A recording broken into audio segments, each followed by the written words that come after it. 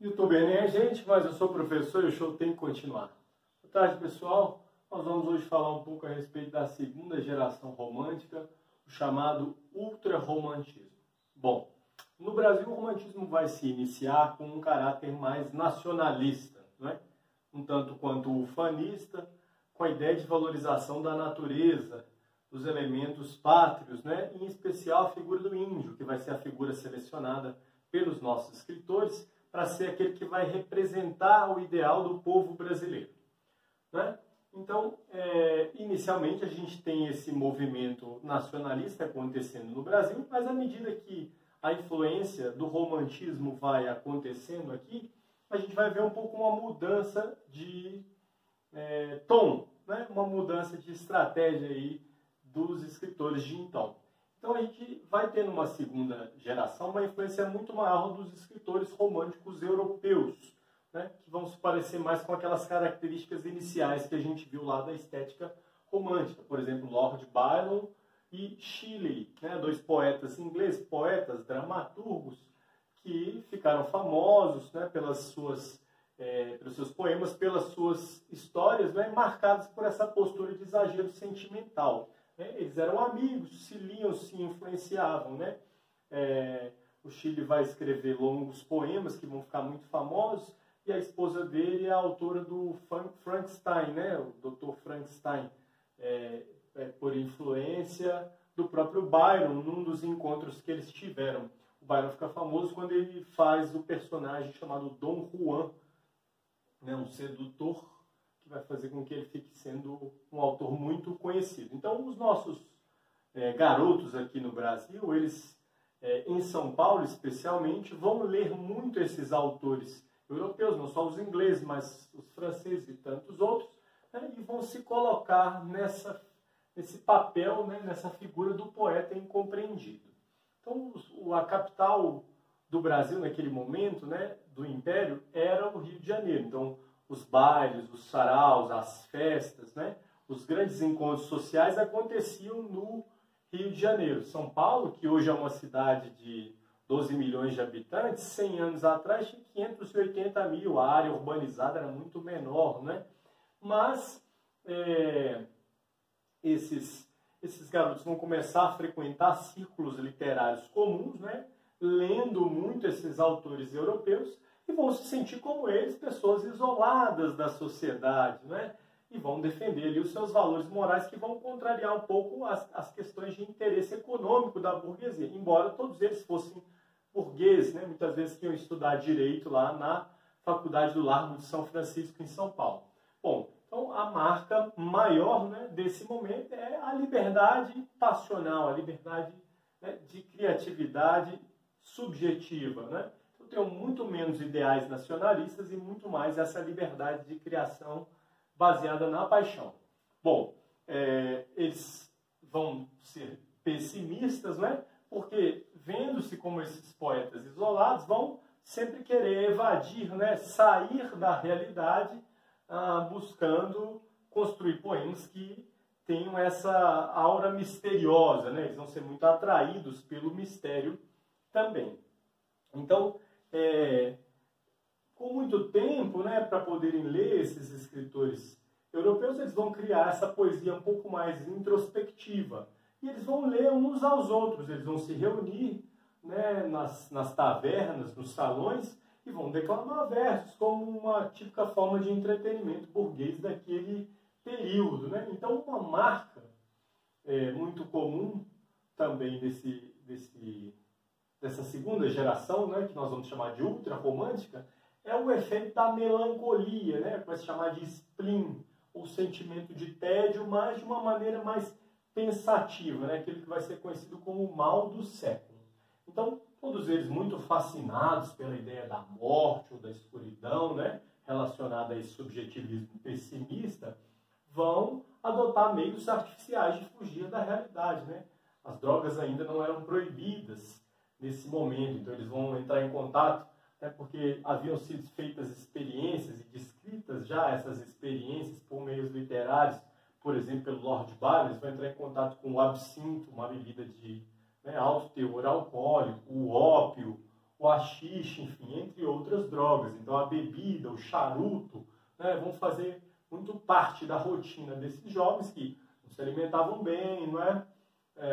Bebiam, fumavam muito e passavam longas horas lendo e escrevendo. Então esse meio de fugir da realidade que eles vão escolher vão fazer com que a vida boêmia, em geral, traga aí a eles uma morte muito precoce, geralmente pela doença que na época causava um estrago muito grande, a tuberculose, né? Então, o mal do século, né, que a gente atribui à tuberculose, está nesse contexto todo de hábitos que são adotados por esses jovens. Os nossos mesmos dois poetas mais famosos, Álvares de Azevedo e Casimiro de Abreu, os dois vão morrer com 21 anos apenas. Bom, então a gente vai ver agora algumas características a respeito do comportamento da natureza nos poemas, né, do papel da mulher, do desejo, principalmente na relação com a ideia de morte. Vamos ver um por um desses elementos. Depois que eu acabar a natureza, eu faço uma pausa para passar o segundo quadro e nós concluímos. Bom, então a natureza vai ser vista sempre como um lugar horrendo, não é? É um cenário geralmente tempestuoso, né, com raios, chuvas, trovões, que vão simbolizar essas violentas emoções que precisam ser externadas, né, que precisam ser expressadas por esses jovens. Mas essa natureza também pode ser vista como algo belo, principalmente no contexto dos sonhos, né? Então, nos sonhos ela vai assumir tons mais positivos, né, de uma feição mais paradisíaca, em contraste com esses lugares aqui, né, geralmente vazios, ermos, escuros, né, ou com esse tom meio de morte, sepulcral, né? Até os cemitérios vão aparecer muitas vezes nos seus poemas. Por exemplo, na nossa página 41, a gente vê essa praia deserta, né, erma, em que o poeta persegue a virgem pálida com quem ele quer se encontrar. Leio só eu o início aqui na nossa página 41, e aí pauso. Sonhando. Na praia deserta que a lua branqueia, que mimo que rosa, que filha de Deus. Tão pálida, ao vê-la, ao meu ser devaneia. Sufoco nos lábios os hálitos meus. Não corras na areia, não corras assim. Donzela, onde vais? Tem pena de mim. A praia é tão longa e a onda bravia, as roupas de Gaza te molha de escuma. De noite aos serenos a areia é tão fria, tão úmido o vento que os ares perfuma. És tão doentia, não corras assim. Donzela, onde vais? Tem pena de mim. A brisa teus negros cabelos soltou. O orvalho da face te esfria o suor. Teus seios palpita, a brisa os roçou. Beijou-os, suspira, desmaia de amor. Teu pé tropeçou, não corras assim. Donzela, onde vais, tem pena de mim. E aí segue o poema, mas a gente consegue ver esses elementos da natureza já expressados aqui. Então, uma pequena pausa para refazer e falarmos das características finais desse movimento. Bom, continuando então a nossa explicação a respeito da segunda geração romântica, né? Vamos ver então como se vai dar a manifestação com relação à morte, o desejo e a figura feminina, não é? A morte ela vai ter um sentido positivo. Por quê? A morte vai ser vista como aquela que vai garantir, né, o fim da agonia de viver, do tédio, de todas aquelas expressões negativas, né, do subjetivismo pessimista do autor romântico. É ela que vai possibilitar o descanso eterno, né, onde o poeta finalmente vai descansar, e é possivelmente o local dos encontros dos amantes, é o local de encontro dos amantes. Como a gente vê aqui na página 43, Morte, Hora de Delírio, é um poema do Junqueira Freire. Olha aqui para vocês verem, por exemplo, acompanhem comigo aí se puderem. Pensamento gentil de paz eterna, amiga morte vem, tu és o termo de dous fantasmas que essa existência formam, dessa alma vã e desse corpo enfermo. Como ele começa então? Ele chama ela de amiga, né? Dizendo que ele é um pensamento gentil de paz, que encerra a alma vã e o corpo enfermo, né? O corpo entregue lá aos hábitos boêmios que vão levar eles à tuberculose. Continuando o poema. Pensamento gentil de paz eterna, amiga morte vem. Tu és o nada, tu és a ausência das moções da vida, do prazer que nos custa a dor passada. Pensamento gentil de paz eterna, amiga morte vem, tu és apenas a visão mais real dos que nos cercam, que nos extingues as visões terrenas. Amei-te sempre e pertencer-te quero, para sempre também, amiga morte. Quero o chão, quero a terra, esse elemento que não sente os vai-vens da sorte. Então a gente percebe muito claramente como é que essa figura vai funcionar aqui para o ultrarromântico. Por que isso vai acontecer? Porque há um contraste muito grande entre a vontade, né, do romântico de amar em contraposição a esse desejo de morrer. O amor para o romântico ele sempre vai ser idealizado, é o que a gente chama de amor platônico. Ele é um amor que não se concretiza, ele não pode se concretizar. Por quê? Talvez em função da moral cristã, né, que predomina no Brasil e predominava ainda muito mais fortemente no século XIX, os impulsos sexuais vão ser vistos por esses jovens que estão se inspirando lá nos europeus, que eram um pouco mais devassos, talvez, né? Esses impulsos sexuais vão ser uma fronte de grande aflição, porque eles vão, né, estar associados a esse sentimento de culpa e de destruição. Por exemplo, a gente consegue ver isso, por exemplo, com relação à figura da mulher idealizada, né, e dessa questão do amor platônico que se conserva a virgem, no poema Pálida Imagem, que está lá na página 44. Acompanhe comigo, por favor. No delírio da ardente mocidade, por tua imagem pálida vivi. A flor de coração do amor dos anjos, orvalhei-a por ti. Então, orvalhar quer dizer chorar, né? Como a lágrima que escorre da planta, né? O expirar de teu canto lamentoso sobre teus lábios que o palor cobria, minhas noites de lágrimas ardentes e de sonhos enchia. Então ele pensa, ele sonha, né? Ele procura ali se encontrar num contexto irreal. Foi por ti que eu pensei que a vida inteira não valia uma lágrima sequer, senão num beijo trêmulo de noite, num olhar de mulher. Então o beijo não acontece.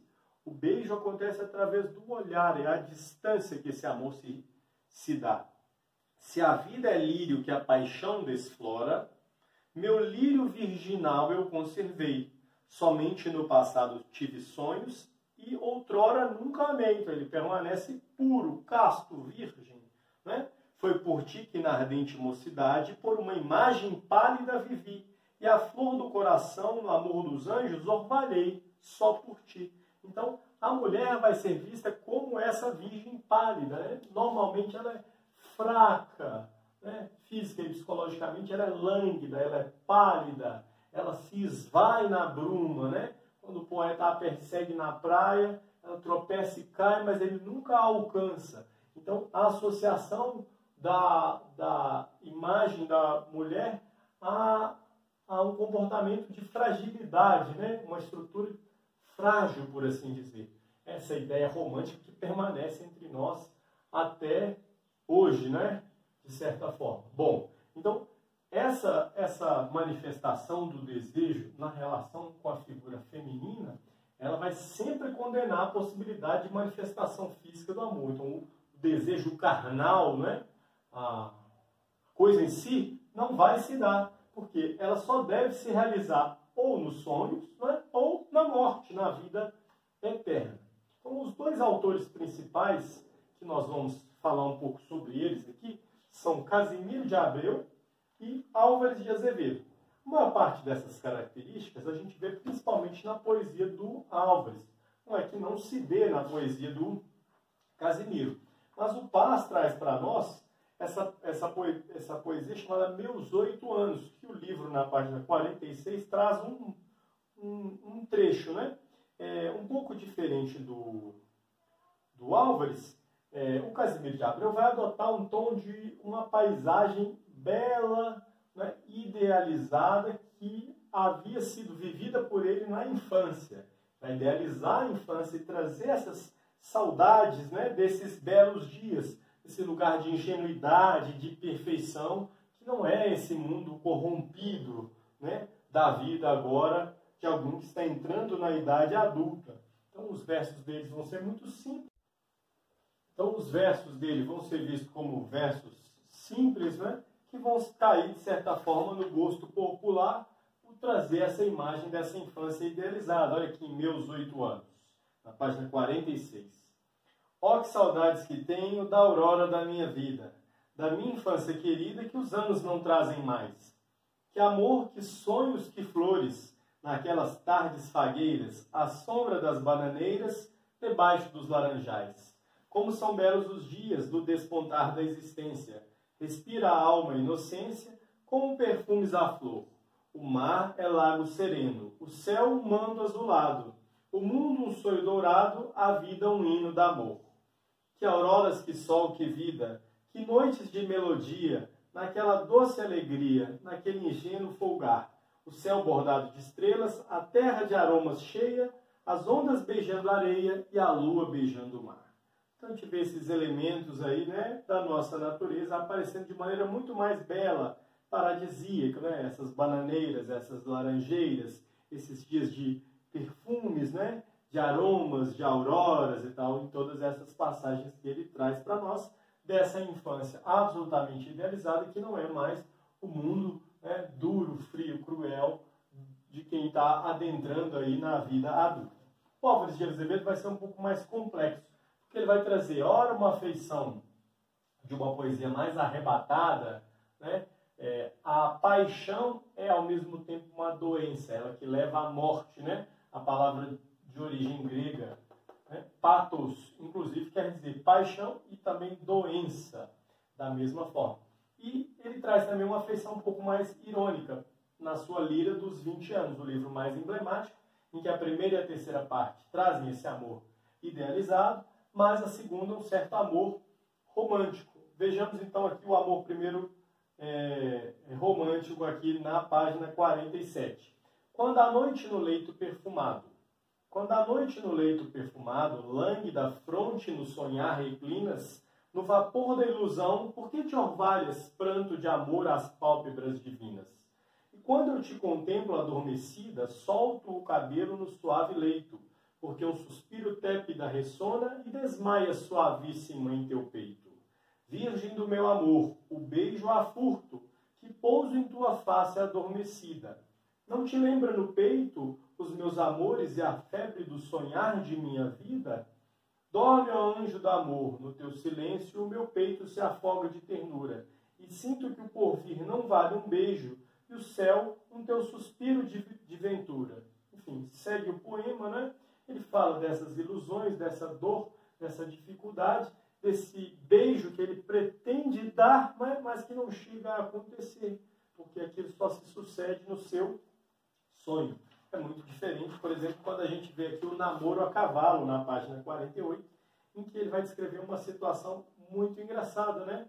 Ele indo a cavalo para encontrar a sua amada, toma um banho de lama lançado por uma carroça, né? E ao chegar lá, ainda cai, né, do cavalo com a reação da amada. Então tá aqui, ó. Ontem tinha chovido, que desgraça. Eu ia a trote inglês ardendo em chama. Mas lá vai-se não quando uma carroça minhas roupas tafuís encheu de lama. Eu não desanimei. Se Dom Quixote no Rocinante, erguendo a larga espada, nunca voltou de medo, eu, mais valente, fui mesmo sujo ver a namorada. Mas eis que, no passar pelo sobrado, onde habita nas lojas minha bela, por ver-me tão lodoso, ela irritada, bateu-me sobre as ventas a janela. O cavalo, ignorante de namoros, entre dentes tomou a bofetada. Arrepia-se, pula e dá-me um tombo, com as pernas para o ar sobre a calçada. Ele segue o texto, né? Mas a gente consegue perceber que há uma certa inovação do ponto de vista romântico, quando ele dá o tratamento, né? Não com um fim trágico, não com um fim sofrido, doloroso, mas com um fim mais engraçado diante desse encontro. Álvares também escreveu uma peça chamada Macário e A Noite na Taverna, uma pequena novela em que 5 personagens vão contar as suas experiências amorosas, em que eles vivem esses amores carnais, mas acabam por ficar destruídos. É o que a gente tem aqui na página 49, né? Quando um dos personagens, o Bertrand, conta lá o que se sucedeu após ter amado uma mulher. Um outro conviva se levantou. esvaziou um copo cheio de vinho e com a barba nas mãos alvas, com os olhos de verde mar fixos falou: sabeis, uma mulher levou-me à perdição. Foi ela quem me queimou a fronte nas orgias e desbotou-me os lábios no ardor dos vinhos e na moleza de seus beijos. Quem me fez devassar pálido as longas noites de insônia nas mesas de jogo e na doidice dos abraços convulsos com que ela me apertava o seio. Foi uma vida insana a minha com aquela mulher. Era um viajar sem fim. Nossos dias eram lançados ao sono como pérolas ao mar. Nossas noites sim eram belas. Um dia ela partiu, mas deixou meus lábios ainda queimados dos seus, e o coração cheio do germe dos vícios que ela ali lançara. Partiu, mas sua lembrança ficou como um fantasma de um anjo mau perto do meu leito. Então, olha, ele realiza esse amor, né? O personagem realiza esse amor, mas ao final se sente lá devassado, né? Pelo fim do relacionamento. Então, essas são algumas das características desse movimento. Nossas aulas são curtas, a gente não consegue falar tudo que é devido, mas é uma tentativa de manter vocês aí conectados com os nossos estudos. Muito obrigado. Por hoje é só.